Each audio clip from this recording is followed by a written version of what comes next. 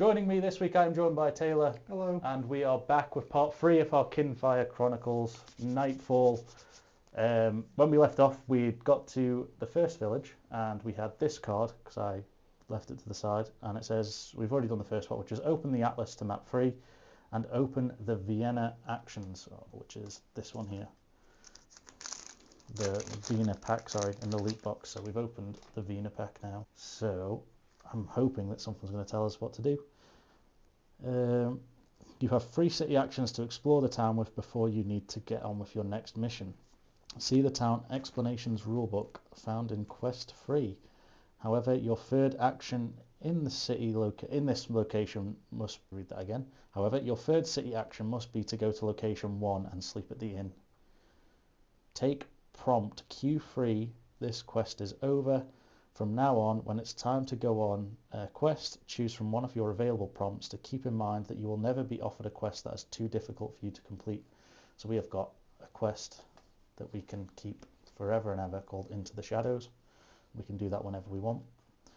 So we've got the Vinna pack open. I'll leave them up there for now because I have no idea when we're going to use them. And then I've got box 3 here, which is Into the Shadows.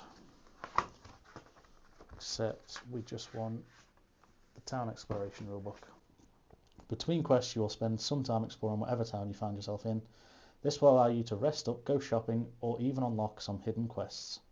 City actions starting from the end of quest 2. Each time you complete a quest, you and your companions will be given a number of city actions in order to explore your current town. To use a city action, look at the city map and choose any number location that you wish to visit as a group. Then look at that city's deck of cards for the matching numbered card and read it. So I'm guessing they'll all be in there somewhere. There'll just be a 1, 2, 3, 4, 5.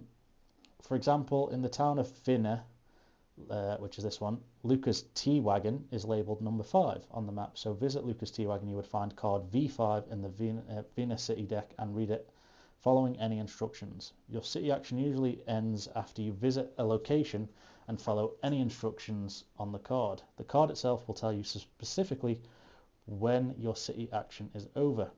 Once you've used up your available city actions, you must go on another quest before receiving more. Choose from among the prompt cards you've acquired so far. This represents your limited time and funds in an abstract way and also keeps you from exhausting all of the city secrets at once. Don't want you to get bored after all. So there's shops which we can probably Morella's Wares, which might be worthwhile going to because we both got quite a lot of money from the end of the last game. If you're just tuning in, I've got 6 coins to spend.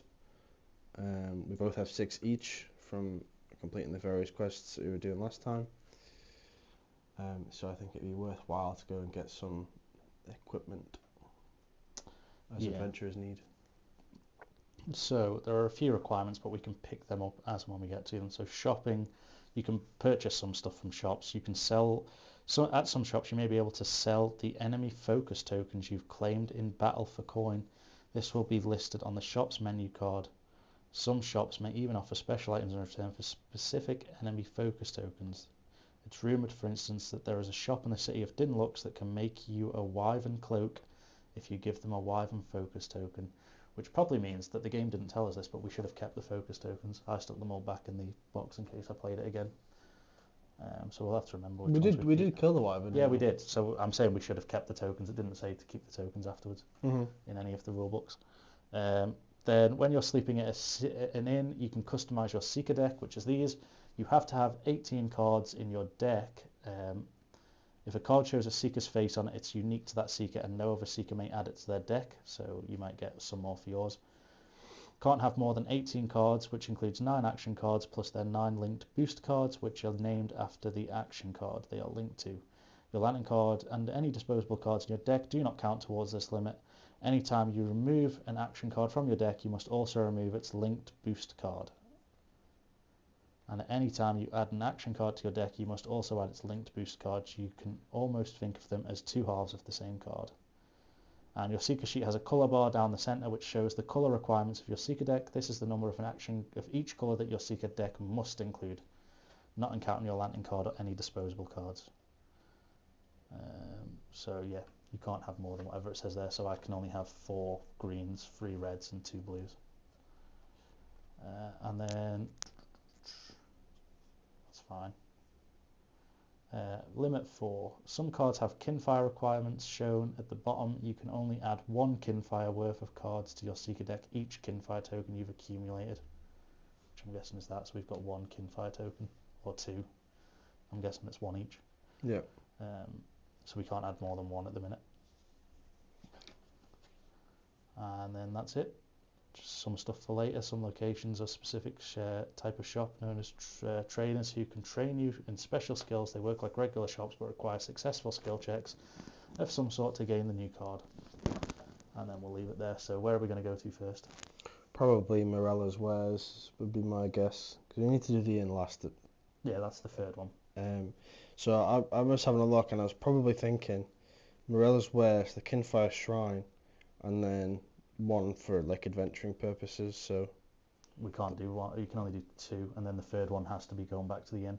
Right, okay. So we can only do 2 at the minute. Well, yeah. Then my vote is Morella's Wares and then the Kinfire Shrine. Yeah, well, we'll go with that. So we find Morella's Wares versus V2. V2, yeah. V2 is this one. And it says, the shopkeeper, a tall, thin elf, greets you cheerfully as you enter. I've heard tell of the Seekers, but I've never met one before. She watches you intensely as you browse the shelves stocked with fencing, chicken feed, and snacks of rodent repellent. I cater mostly for the farmers around here, she says, but my husband Jed is a blacksmith. He might have some more items that interest you. Morella leads you to the forge out back, where you find a human man with white hair and ropey muscles.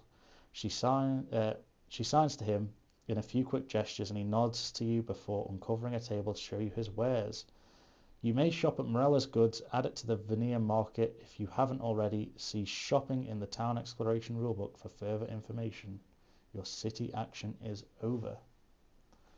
So that was that. That's all we could do, was visit the place. We couldn't actually do anything in it. So what did it say to check? Shopping rules. When you visit a shop, the card will instruct you to add it to the shop, to the market for the first time you visit. If you then look at the city's deck of cards, you'll find a menu card listing the shop's inventory and prices in coin, as well as the actual cards that there are for sale there. When you buy something from a shop, you may either add it to your supply of unused cards, or immediately swap it into the Seeker's deck using the rules listed in the Sleeping at Inns. When you've visited a shop as a city action, you may purchase some or all of the shop's inventory before your city action ends. So why is that telling me that it's over? Unless we had to discover it and then our next one's to go there? Well, the way that I interpret it is that we technically should check the shopping thing first, and then the rest of the card follows afterwards. So we don't get told to like not do it until we've checked the rules. And if the rules say we can buy all the inventory items, then we can buy all the inventory items and then stop. Yeah. That's how I interpret it anyway. Fair enough. So let's find the wares, whatever that is. You can see shopping, and then what's it say to find? I can add a... See shopping, see actions over.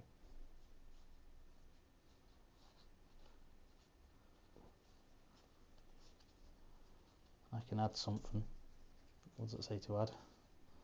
It said it in there, didn't it? See the shopping and the town exploration rulebook for further information. You see actions over. Doesn't say to add anything there. Oh, is it Morella's Goods? Is that who we've just said? Yeah. Yeah, Morella's Goods. So it'll be... Now the question is, which way do these go? Because that's a prompt. They must be all of Luca's. Which means that must be Morella's Wares. Which is these go into here. So that must be Morella's Wares. Yeah, there's some stuff there. So, Jed's work isn't fancy, but it's reliable. I promise you, you will never find better weapons to serve you. The items for sale here: defending blade, which will cost you 3 coins, a heavy staff, 3 coins, or a loyal arrow, which is 3 coins. Once purchased, add the cards and any boosts to the Seeker's unused card pool, or swap them into the Seeker's deck using the normal deck building rules. Well, it makes sense for you to get the arrow and I'll get the sword. Yeah, you're going to spend... So we get rid of 3 coins each. Still have 3 more. Yeah. Well, there's nothing else really, because I don't see us using the staff. So you'll get the sword, which is them 2, and I'll take the These just get shuffled royal into arrow. here, right? Yeah, but I do actually have more card sleeves that we could use, to be fair. That's all right. I don't think it's really necessary, because are they not disposable? That's what I thought. No, they're not disposable, they're to keep. Well, maybe it is worthwhile putting them in the sleeves then. Either that, or we just keep them, because that way if I reshuffle the cards and stuff like that, I know which ones are from the shop, I guess. I don't think it's going to tell me though, is it? It's not going to say like this is from Morales. Oh yeah, QVA 03. So I'm guessing that's Quest 03, I'm assuming. Oh, because Vinna Morales versus 2. Don't know, I was just looking at the cards. Don't know, maybe it's like I wouldn't have thought this was a legacy game, it's just going to take a while to put back. Good job we're recording it, so I can always go back and see what cards are and where. Put one for the CK. I'm going to leave these in here for now, because we can't put them in our deck just yet until we get to the inn. Okie dokie. But that would be our action there. And then where did you want to go after that? The shrine, to see if... So my logical thinking, because I quite like to play role-playing games every now and again, is obviously we buy whatever we can buy in the shop, and then we might be able to get some sort of buff or enhancement or enchantment or something maybe. So what is it, V4? Yeah, V4, Kinfire Shrine. Which is this one here. The Kinfire Shrine is small, nothing like the grand structures in Dinlux, but well tended. Good day to you, an elven priestess emerges from the shadows. Her golden mask shimmers in the light. My name is Rani, and I am the keeper of this shrine. May I be of some assistance? You explain your purpose here in Vinna, but she seems to already know who you are.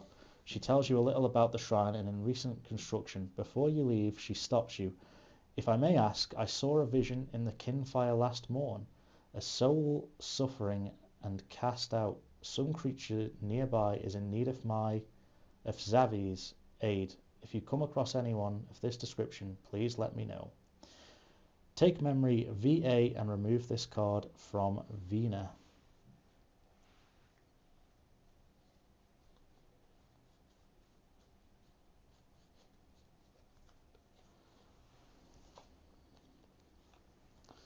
That's VA.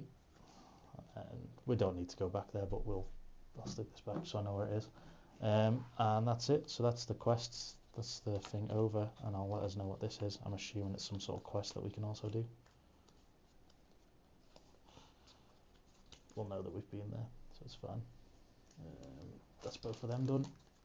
So that's all of the stuff that we can do in Vinna for now. So when you get the card out for the inn, I don't know if it has a card. It doesn't. Right, Didn't say to give one. So we've got a memory. You speak with Rani, the priestess, who watches over Vinna's Kinfire Shrine. She told you a little bit about the shrine and also requested that you send anyone in need of assistance her way. And then it says discard this card at the end of quest 4, which we haven't got yet. So we've got a memory and a prompt. So we've only got one quest that we can do then when we go back. But we need to go to the inn, which is where we can now make a new deck if we wanted to. So when you sleep, you can take out any sort of green card. Well, mine's green. Mine's red. But you have to take out the boost action and the actual card.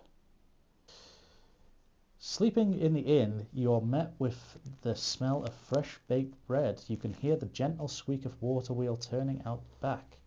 Dara, the mayor of Vinna, and owner of the inn, appears wiping her hands on a towel. Looking for a hot meal and a room for the night?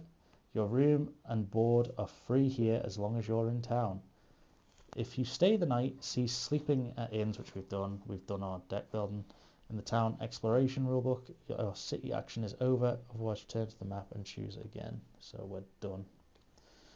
So we've done all of our stuff, and then when we've slept, I'm assuming it's just going to be, now we can put it back.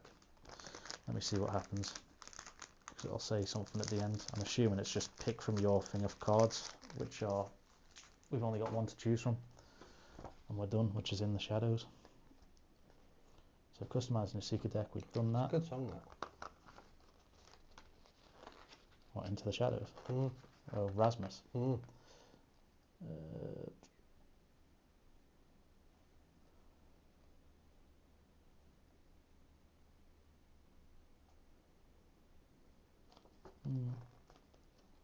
Yeah, it doesn't actually say, so I'm assuming it's just when you visit.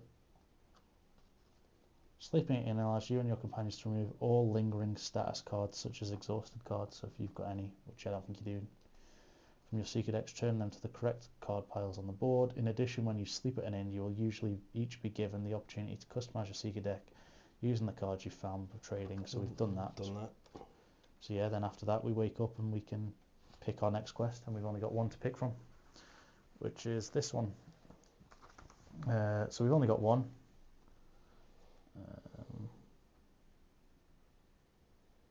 When you embark on this quest, Adara, the mayor of Vinna, has requested you help on something once you've explored the town and are rested up a little. When you embark on this quest, open quest free, which is then all this. So we'll take some of these out. A massive pile of cards, but there is more. Oh, there's more, because I've set stuff up from last time and I've just pressed the wrong button straight away, which means we should now have, which is why that cable's draping through my house and into the rain.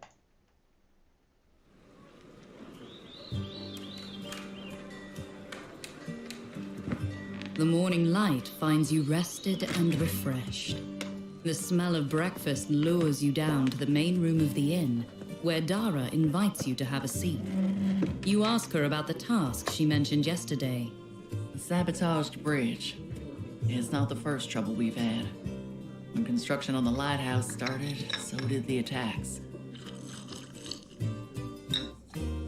These bandits. It's as if they want to cut us off from Bin Lux. They've ambushed caravans, raided farms. I have no proof, but I'm sure they're the ones who destroyed the bridge. She pauses, blowing the steam from her tea. We suspect they're operating out of one of the forests northeast of here. I've sent some armed locals out there, but none of them have returned. We can't afford to lose anyone else. But, Seekers are trained for this sort of thing, right? You agree to track down and deal with the bandits. But first, breakfast. No sense facing danger on an empty stomach.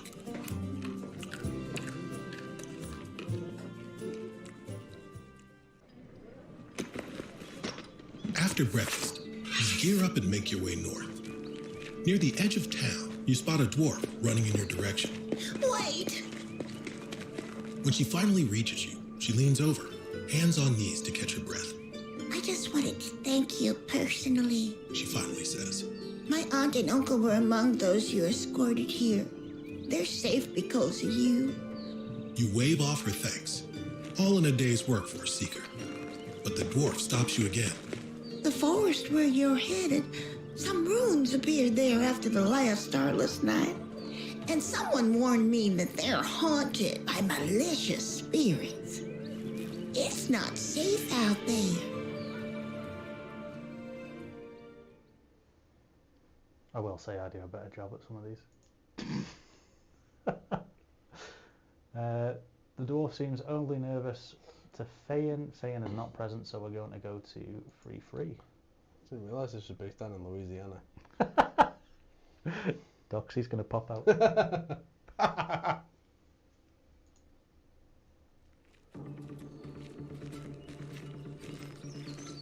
The forest northeast of Vinna is quiet and cool. There's a shaft of smoke rising in the distance. A campfire. You ease up on the camp, keeping your footfalls quiet. You ready your weapons. But when you emerge from the trees to strike, you find only a pile of corpses. They could be the men Dara sent out before you.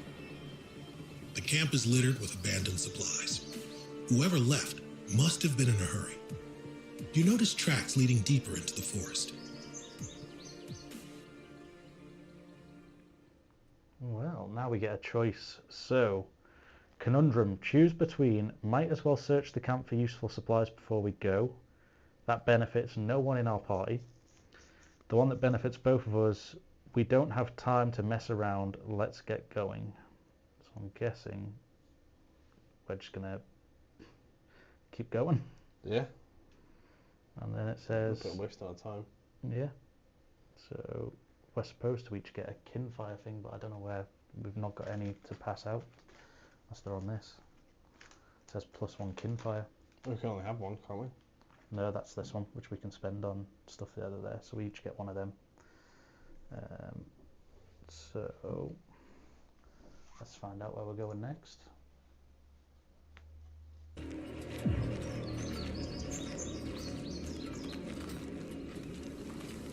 You follow the bandits' tracks deeper into the woods until you reach a river. Its waters are swift and deep. You only see 2 possible ways to cross. The rickety bridge before you seems the most expedient, but could easily be ambushed. Downriver, you can see the ruins that the frightened dwarf warned you about.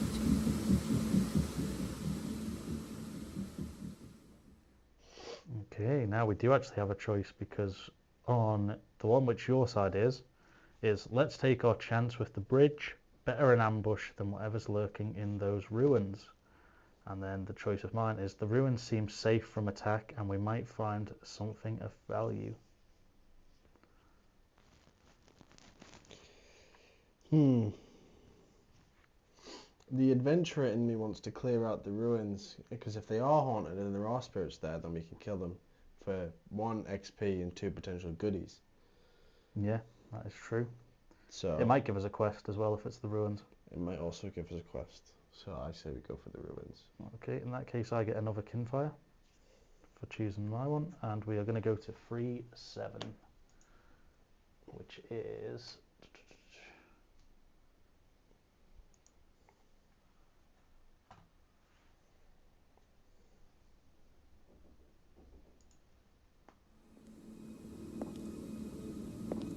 The ruins sit atop the river, spanning its banks as if randomly placed here.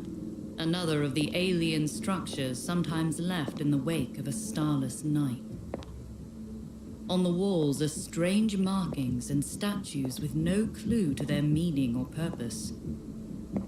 A deep hum begins to build, growing stronger and stronger, until it threatens to shake your very bones apart.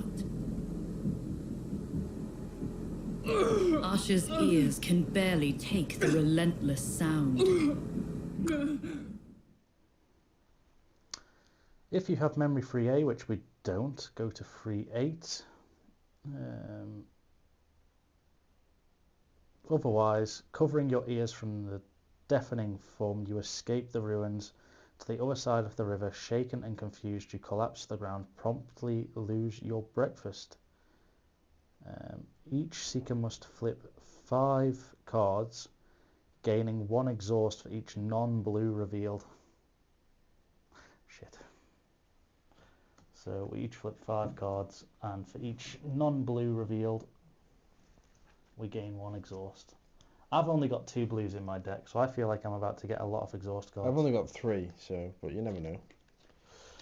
1, 2, oh dear. 3, 4, 5. I am 5 levels of exhausted. I've got 4. Nice. Fun. You can dish out the exhaust cards the next year. I don't really want to. I'm a bit too tired for that. 1,